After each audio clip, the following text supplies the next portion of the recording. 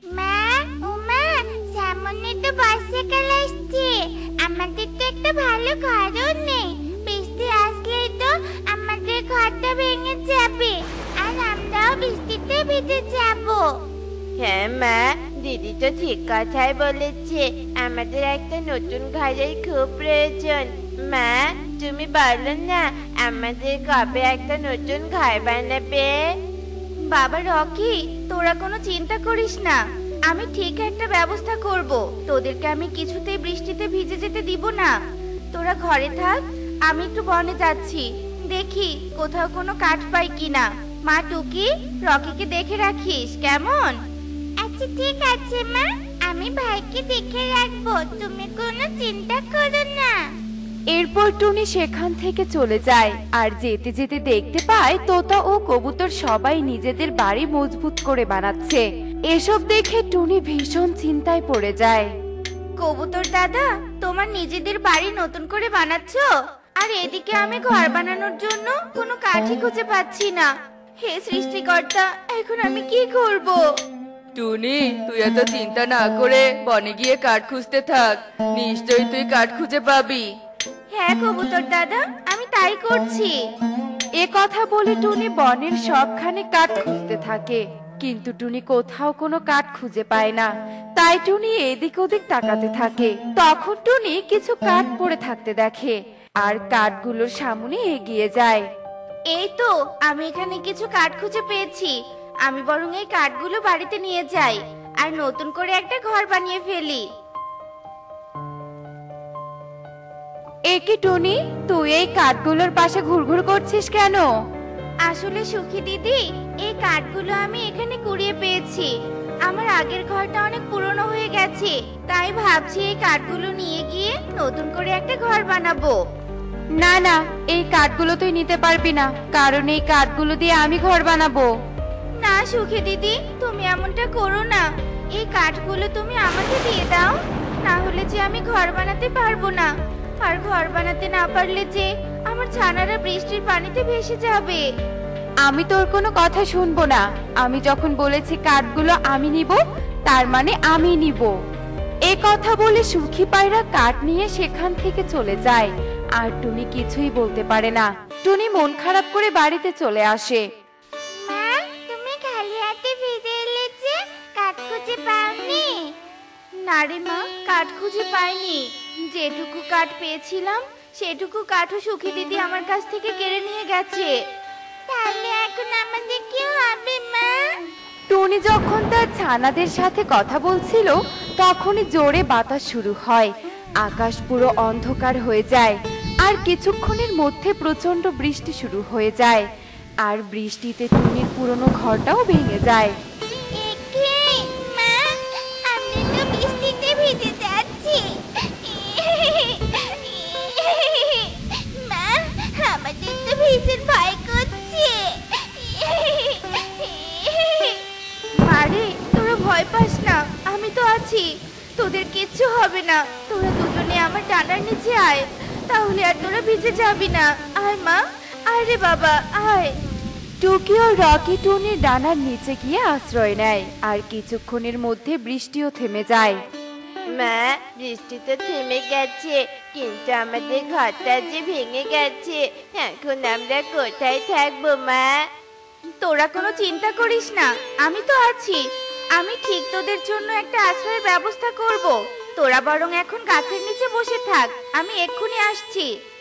এরপর টুনি সাহায্যের জন্য ঈগলের কাছে যেতে থাকে। তখন টুনি পথে একটা লাল সিঁড়ি দেয়া বাঁশের ঘর দেখতে পায়। তা দেখে তো টুনি অবাক হয়ে যায়। ও মা, লাল সিঁড়ি দিয়া কি সুন্দর একটা বাঁশের ঘর! আমি তো এমন ঘর কখনো দেখিনি। কে থাকে এই ঘরে, দেখি তো গিয়ে। কে আছো? কে এই বাঁশের ঘরে আছো? দয়া করে বাইরে এসো। কি হয়েছে রে মা, তুই এভাবে ডাকছিস কেন? এ কি সাধু বাবা, আপনি? হ্যাঁ রে মা, আমি এই লাল সিঁড়ি দেয়া বাঁশের ঘরেই থাকি, কিন্তু তুই এখানে কি করছিস? আসলে সাধু বাবা, কাল বৃষ্টিতে আমার ঘরটা ভেঙে গেছে। আর আমার ছানারাও বৃষ্টিতে ভিজে গেছে। আর এভাবে যদি প্রতিদিন বৃষ্টি হয় তবে তো আমি আর আমার ছানারা অসুস্থ হয়ে মরেই যাব। মারে, তুই এভাবে বলিস না। তুই চিন্তা করিস না, আমি তোকে সাহায্য করব। তোদের আমি বৃষ্টিতে ভিজে মারা যেতে দিব না। তোকে আমি এক্ষুনি আমার ঘরের পাশে লাল সিঁড়ি দেয়া বাঁশের ঘর বানিয়ে দিচ্ছি। তুই তোর ছানাদের নিয়ে এখন থেকে এই ঘরেই থাকতে পারবি। এ কথা বলে সাধু বাবা জাদু করে আর তার ঘরের পাশে একটা লাল সিঁড়ি দেয়া বাঁশের ঘর বানিয়ে দেয়। মারে, যা তোর ছানাদের এখানে নিয়ে আয়। তোর ছানারা হয়তো তোর জন্য অপেক্ষা করছে। সাধু বাবা, আপনাকে অনেক ধন্যবাদ। আপনার এই ঋণ আমি কখনো ভুলবো না। আমাকে ধন্যবাদ দিতে হবে না রে মা। কেউ বিপদে পড়লে তাকে সাহায্য করা আমার দায়িত্ব। এরপর টুনি টুকি ও রকির কাছে চলে যায়। টুকি, রকি, তোরা আমার সাথে আয়। আমাদের থাকার ব্যবস্থা হয়ে গেছে। কে বলছে মা, তুমি এত তাড়াতাড়ি কি করে টাকার ব্যবস্থা করে ফেললে? টুনি টুকি ও রকিকে সব কথা খুলে বলে আর সব শুনে তারা অনেক খুশি হয়। আর টুনি তাদের লাল সিঁড়ি দেয়া বাঁশের ঘরে নিয়ে যায়। আর পাশাপাশি লাল সিঁড়ি দেয়া বাঁশের ঘর দেখে টুকি ও রকি অবাক হয়ে যায়। মা, লাল সিঁড়ি দেয়া বাঁশের ঘর দুটো তো অনেক সুন্দর। এই দুটো ঘরে কি আমরা থাকবো? বাবা রকি, একটা ঘরে আমরা থাকবো আর একটা ঘরে সাধু বাবা থাকবে। ও আচ্ছা, এই ব্যাপার। তবে চলো আমরা আমাদের নতুন ঘরে প্রবেশ করি। এরপর থেকে টুনি তার ছানাদের নিয়ে লাল সিঁড়ি দেয়া বাঁশের ঘরে থাকতে শুরু করে। আর এভাবে বেশ কিছুদিন কেটে যায়। আর একদিন বনে প্রচন্ড বৃষ্টি শুরু হয়ে যায়। আর বৃষ্টিতে বনের পাখিদের সব ঘর ভেঙে যায়। আর বনের পাখিরা থাকার জন্য আশ্রয় খুঁজতে থাকে। কবুতর, তোতা, আমাদের তো ঘর ভেঙে গেছে। আমাদের থাকার জন্য একটা আশ্রয়ের ব্যবস্থা করতে হবে। হ্যাঁ সুখী, তুমি ঠিক বলেছো। চলো আমরা দেখি কোনো ব্যবস্থা করতে পারি কিনা। এরপর তারা এদিক ওদিক আশ্রয় খুঁজতে থাকে। তখন তারা লাল সিঁড়ি দেয়া দুই বাঁশের ঘর দেখতে পায়। আর লাল সিঁড়ি দেয়া দুই বাঁশের ঘরের সামনে এগিয়ে যায়। একি টুনি, তুই এই লাল সিঁড়ি দেয়া বাঁশের ঘরে থাকিস? কিন্তু বৃষ্টিতে তো বনের সব পাখিদের ঘর ভেঙে গেছে। তাহলে তোর ঘর ঠিক আছে কি করে? এরপর টুনি সুখী পায়রাকে সব কথা খুলে বলে। আর সব শুনে সুখী পায়রা সাধু বাবাকে বলতে থাকে, সাধু বাবা, দয়া করে আপনি আমাদেরও সাহায্য করুন। আমাদের যে একটা থাকার জায়গা ভীষণ প্রয়োজন। না, তোরা সাহায্য পাওয়ার যোগ্য নোস। অন্যের বিপদে যে পাশে দাঁড়ায় না তাকে আমি সাহায্য করি না। সাধু বাবা, আমরা আমাদের ভুল বুঝতে পেরেছি। দয়া করে আপনি আমাদের সাহায্য করুন। টুনি বোন, তুইও আমাকে ক্ষমা করে দে। সেদিন তোর কাছ থেকে কাঠ কেড়ে নেয়া আমার একদম উচিত হয়নি। আমি আমার ভুল বুঝতে পেরেছি। সাধু বাবা, ওরা যখন ওদের ভুল বুঝতে পেরেছে তখন ওদের আপনি ক্ষমা করে দিন আর ওদেরকে থাকার ব্যবস্থা করে দিন। এরপর সাধু বাবা তাদের ক্ষমা করে দেয় আর তাদের থাকার জন্য ব্যবস্থা করে দেয়। আর এরপর থেকে বনের পাখিরা সুখে শান্তিতে দিন কাটাতে থাকে। দেখলে তো বন্ধুরা, কেউ বিপদে পড়লে তাকে সাহায্য করা উচিত। আমরা কখনো অন্যকে বিপদে ফেলবো না, বরং অন্যের বিপদে পাশে দাঁড়ানোর চেষ্টা করব। এমনই সব মজার মজার শিক্ষণীয় টুনি পাখির গল্প দেখতে আমাদের পাশেই থেকো। আর গল্পগুলো কেমন হচ্ছে তা কমেন্টে জানাতে ভুলো না কিন্তু। Bye bye. পারুল সোনা, খাবার কেমন লাগছে? খুব মজা লাগছে মা। জানো, তোমার মতো সুন্দর করে আমার নিজের মা আমাকে কখনো খাইয়ে দেননি। ছি মা, এভাবে বলে না। মা তো মাই হয়। আর কোনো কথা না বলে নে, খাবারটা খেয়ে নে। এই বলে টুনি পারুলকে অনেক যত্নের সাথে খাবার খাইয়ে দিতে থাকে। কিছুক্ষণ পর খাওয়া শেষে পারুল বলে, টুনিমা, আজ তুমি আমাকে গোসল করিয়ে সুন্দর করে সাজুগুজু করে দিবে। ঠিক আছে আমার লক্ষ্মী সোনা, চল তাহলে নদীর পাড়ে যাই। আচ্ছা ঠিক আছে, চলো চলো। বলেই টুনি পারুল ঘর থেকে বেরিয়ে নদীর দিকে উঠতে থাকে। কিছু দূর যেতেই টুনিদের সামনে টুকি আসে। টুনিমা, তুমি আর পারুলের থেকে কোথায় যাচ্ছ? পারুল আজ আমার হাতে গোসল করতে চেয়েছে, তাই ওকে নিয়ে নদীর পাড়ে যাচ্ছি রে মা। আমিও গোসল করবো তোমার হাতে, করিয়ে দিবে আমাকে গোসল? হ্যাঁ রে মা, অবশ্যই করিয়ে দিব। তাহলে আর দেরি কিসের? চলো চলো। কিছুক্ষণের মধ্যেই ওরা তিনজন নদীর পাড়ে চলে আসে। টুনি টুকি আর পারুলকে গোসল করিয়ে দেয়, তারপর ওদেরকে নিয়ে সোজা বাড়িতে চলে আসে। এই মেয়েটাকে নিয়ে আর পারি না, সে কখন থেকে ঘরে নেই। আজ আসুক, ওকে দেখাবো মজা। মা, এই তো আমি এসে গেছি। তুই এসেছিস, আমি তোকে দেখতে পাচ্ছি। তা এতক্ষণ কোথায় ছিলি? মা, এতক্ষণ আমি টুনিমায়ের কাছেই ছিলাম। টুনিমা আমাকে খাইয়ে দিয়েছে, গোসল করিয়ে দিয়েছে, আবার দেখো কত সুন্দর করে সেজে গুজেও দিয়েছে। এই মুখপুরে, এই টুনি তোর কোন জন্মের মা হয়? হ্যাঁ, আর একবার ওই নিঃসন্তান অলক্ষী বিধবা টুনিকে মা বললে তোকে মেরে তক্তা বানাবো, বুঝেছিস? আমি 100 বার বলবো টুনিমা, টুনিমা, টুনিমা। টুনিমা তোমার থেকে অনেক ভালো। বলেছি না ওকে মা বলবি না। তুমি আমাকে মারলে, আমি এক্ষুনি টুনিমাকে গিয়ে সব বলে দিব। এ কি রে মা, তুই কাঁদছিস কেন? হায় হায়, তোর গালে কি হয়েছে? টুনিমা, মা আমাকে মেরেছে। তোমার কাছে এসেছি জন্য মা আমাকে মেরেছে। এই সামান্য কারণে বাচ্চা একটা মেয়ের গায়ে হাত তুলেছে দিদি। চল তো চল, তোর মাকে একটু বুঝিয়ে আসি। দিদি, এটা কি করেছো তুমি?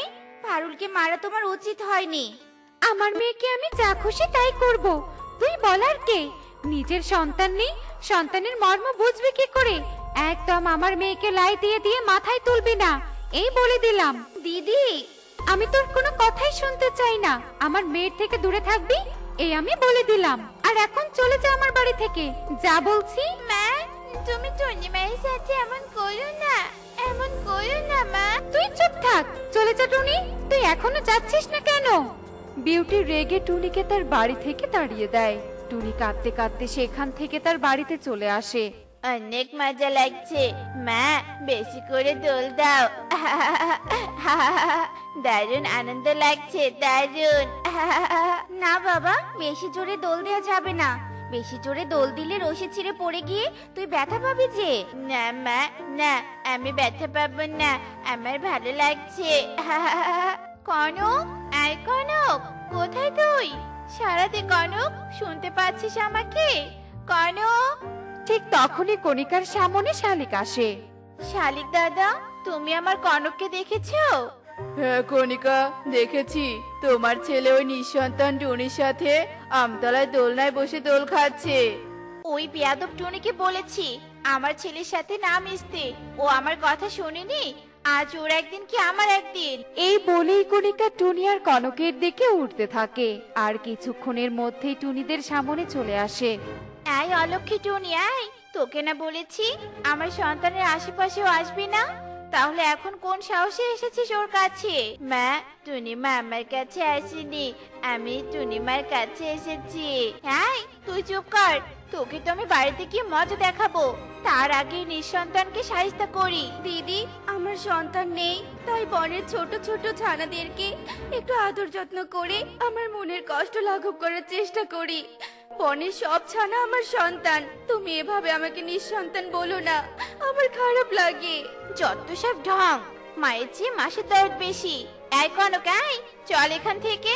এই টুনি বেশি সুবিধার নয়, যখন তখন তোর ক্ষতি করে দিতে পারে। না না, টুনিমা সেরকম নয়।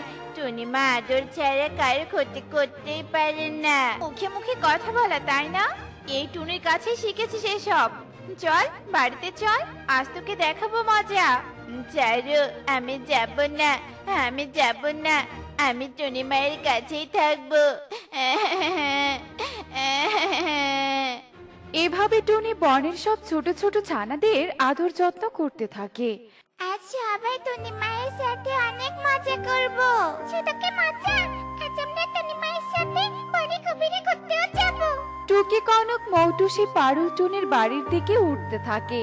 ঠিক তখনই কিছুটা দূর থেকে একটা ডাইনি সবাইকে দেখে বলে, আরে বাহ, এখানে তো অনেকগুলো পাখির ছানা। এই সব পাখির ছানাকে আমি ধরে আমার আস্তানায় নিয়ে যাব, আর এক এক করে সব কয়টাকে মজা করে খাবো। এই বলেই ডাইনি ওদের সামনে চলে আসে। ডাইনিকে দেখে সবাই দাঁড়িয়ে পড়ে। কে তুমি? এভাবে আমাদের পথ আটকে দাঁড়ালে কেন? কি চাই? আমি ডাইনি, আমার তোদেরকে চাই।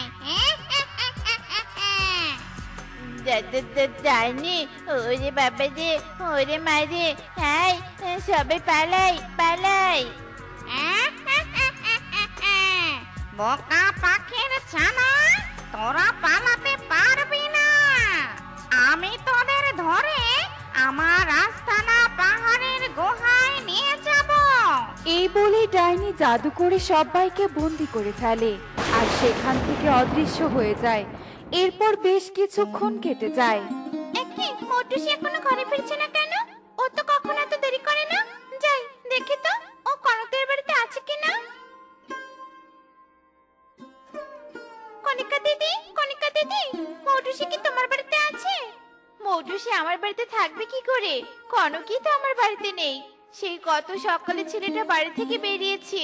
আমার তো এখন চিন্তা হচ্ছে ওই টুনি আবার ওদের কোনো ক্ষতি করলো না তো।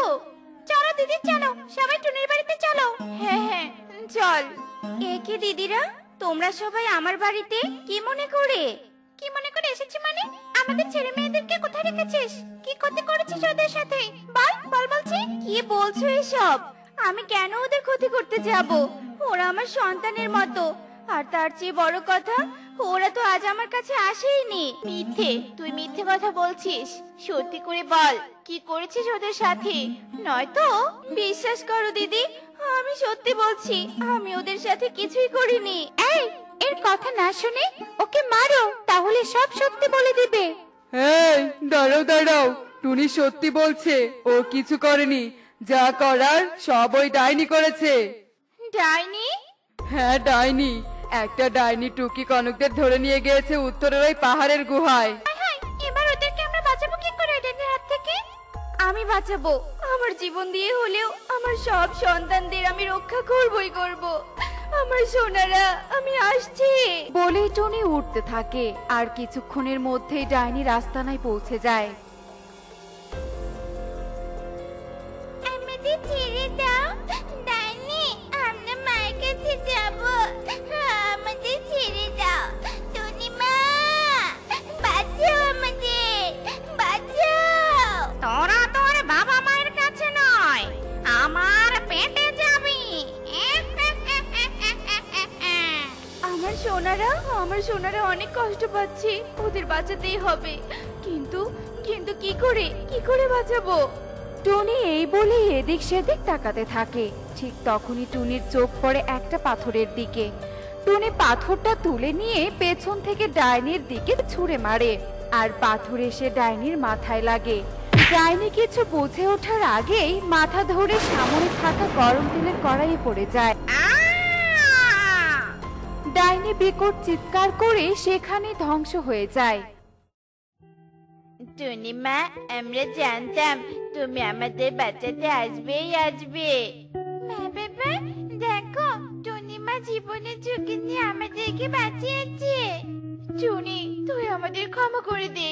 আমরা তোর সাথে অনেক অন্যায় করেছি।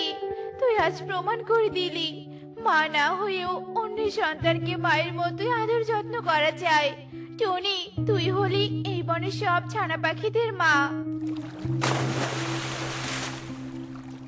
দেখলে তো বন্ধুরা, মা না হয়েও অন্যের সন্তানকে মায়ের মতো ভালোবাসা যায়। এমনই সব মজার মজার শিক্ষণীয় টুনি পাখির গল্প দেখতে আমাদের পাশেই থেকো।